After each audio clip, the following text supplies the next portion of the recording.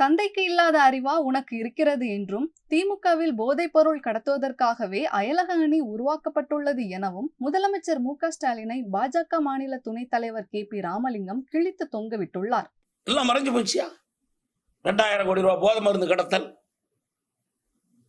பேர் என்ன? சாதிக் பாட்சா இல்ல, சைதை சாதி, ஜாபர் சாதிக்.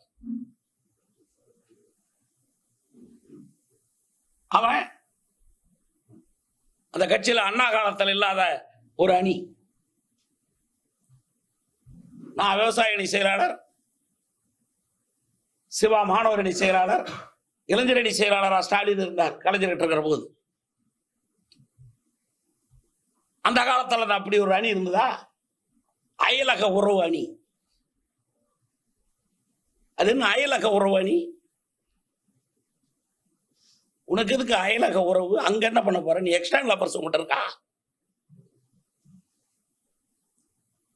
இல்ல நீ சிங்கப்பூர்ல தேர்தல் நிக்கிறியா? இல்ல உன் சின்னம் கொடுத்துருக்குறாங்களா ஆஸ்திரேலியாவில்? எதுக்கு அந்த அணி? நீ அவளா பணம் அங்க இருக்கிறவனை கொண்டு போய் நீ டிரான்ஸ்பர் பண்ணி அதை திருப்பி அக்கௌண்ட்ல கொண்டு வந்து அதை ஒயிட் ஆக்குறதுக்காக நீ போட்டுக்கிட்ட. நாங்க இப்ப குற்றம் சாட்டுறோம், இந்த அணியே நீ போதை மருந்து கடத்துறதுக்காக உருவாக்கணும் அணின்னு. ஏன் உங்க அப்பாவுக்கு தெரியாத அறிவு உனக்கு புதுசு? நீ எதுக்கு இந்த அணியை உருவாக்குன? அந்த பணம் மருமக சினிமா எடுக்கிறதுக்கு பயன்பட்டு இருக்குது இல்ல? அவன் கொடுத்துட்டான்ல ஸ்டேட்மெண்ட், நான் இந்த பணத்துல தான் கொடுத்தங்கிறான்ல.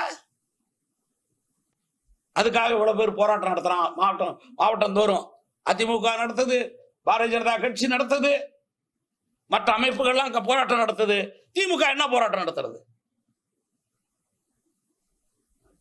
அதுக்கு இந்த பே என்னது பேண்ட் யூஸ் இருக்குது இல்ல, அதாவது